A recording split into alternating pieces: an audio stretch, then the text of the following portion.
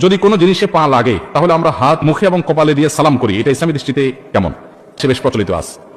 কারোর গায়ে পাও লাগছে তো আমরা তার গায়ে হাত দিয়ে স্পর্শ করে বুকে লাগাই, মুখে লাগাই। এরকম কোনো সম্মানিত কোনো বস্তু মনে হলো বইয়ের মধ্যে পা লাগছে, আমরা এই কাজ করি। এটা সঠিক কিনা? উত্তর হলো যে কোনো ব্যক্তি তার গায়ে পাও লাগাটা আমাদের সমাজে একটা দোষণীয় ব্যাপার, মানুষ অসম্মানের মনে করে। এখন এ ভাই আছে, মুরব্বী আছেন, উনি আছেন, এক মুসলমান অন্য মুসলমানকে সম্মান করবে না অসম্মান করবে? সম্মান করবে।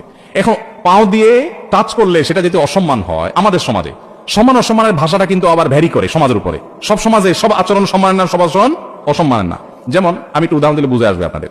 ইন্ডিয়ান মানুষদের মধ্যে, ইন্ডিয়ান কিছু কেরালা, তামিল, ওই সমস্ত এলাকার মানুষদের মধ্যে একটা কালচার বেশি আছে। ইন্ডিয়ার অন্যান্য অঞ্চলেও আছে, কিন্তু ওরা বেশি করে। আপনি কোনো কিছু জিজ্ঞেস করেছেন বা সে হাঁ সুলক সায় সুলক মাথা নাড়াবে, তা আমরা বাংলাদেশে মানুষ সাধারণত হাঁ বললে ভাই মাথা নাড়াই, তাই না? তারা হাঁ বলে মাথা নাড়া মানে দেখাবে কিভাবে, হাঁ এটা বুঝাবে কিভাবে, হ্যাঁ ভাই হ্যাঁ, এমনভাবে মাথা নাড়াবে আপনি যদি আগে কখনো না দেখেন, বলুন ব্যাপার কি, এটাকে না কি না, আসলে সে কিন্তু হ্যাঁ বলছে। তো এই যে মানুষের ভাষা, এটা অঞ্চলভেদে পরিবর্তন হয়। একই ভাষা এক জায়গায় একটা মিন করে, আরেক জায়গায় আরেকটা মিন করে। আমি ফিলিপিনোদেরকে দেখেছি সৌদি আরবে, তাদের সাথে কাজ করেছি। আমার অফিস সহকর্মীও ছিলেন ফিলিপিনি ওলামা ইকরাম, দায়ীরা ছিলেন দাওয়া অফিসে সৌদি আরবে। তো ফিলিপিনিরা, তাদেরকে যদি আপনি জিজ্ঞেস করেন ভাত খাইছো কিনা, তারা জবাব দিবে কেমন জানেন? মুখে জবাব দেখার না দেখ আচরণ। যেমন আমরা মাথা না যদি জবাব দিই তাহলে আমরা কি বলবো? হ্যাঁ খাইছি, এই টাইপের কিছু একটা বলবো, তাই না? মুখে না বললে মাথা নাড়লে। আর ওরা কি করে? চোখের উপর দিকে উঠায়, যেমন এই যে এরকম বলে। এখন আমাদের যদি কাউকে জিজ্ঞেস করা হয় ভাই ভাত খাইছো, আর ও যদি এরকম চোখ ঘোরায়, মায়ের খাওয়ার উপক্রম হবে না?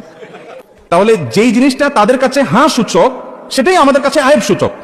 এই জন্য বলা হয় এক এলাকার গালি আরেক এলাকার। এই জন্য শরিয়ার নির্দেশনা অনুযায়ী মানুষকে সম্মান করতে হবে। এখন পাও লাগাটা আমাদের এলাকাতে এটা আয়েবের, অসম্মানের। কাউকে অসম্মান করতে হলে পাও দিয়া তাকে টাচ করা হয়। আরবের মানুষের কাছে এটা কিন্তু আয়েবের না। বিভিন্ন হাদিস পাওয়া যায় যে নবী করিম সাল্লাল্লাহু আলাইহি সাল্লাম কেউ শুয়ে আছেন, ডাকবেন তো পাও দিয়া ডাকছেন। এখনো আরবদের মধ্যে একটা ট্র্যাডিশন আছে, দেখবেন পাও দিয়া ডাকা হয়। কেউ হারাম শরীফে যদি যেয়ে থাকেন মক্কা মদিনা, দেখবেন চিতই শুয়েছেন মসজিদে, হয়তো আরেকজন এসে আপনারা ডাকবে। তো আমার দেশে তো সুন্দর করে হাত ধরে বলবে ভাই উঠেন, আর ওদের হলো নিয়ম হলো পাও দিয়ে আপনারা গুতা শুরু করবে। আপনি কত বেয়াদব, হারাম শরীফে মানুষকে লাথি মারতেছে, কিন্তু এটা তাদের কালচার। তো আমাদের সমাজে যেহেতু এটা দোষণীয় এবং অসম্মানের, সম্মান করতে হবে। সম্মান প্রকাশের ভাষা এক এক এলাকায় এক এক ভাবে হয়। সো পাও যদি লেগে, তাহলে পাও লাগার কারণে তিনি অসম্মানিত বোধ করতে পারেন।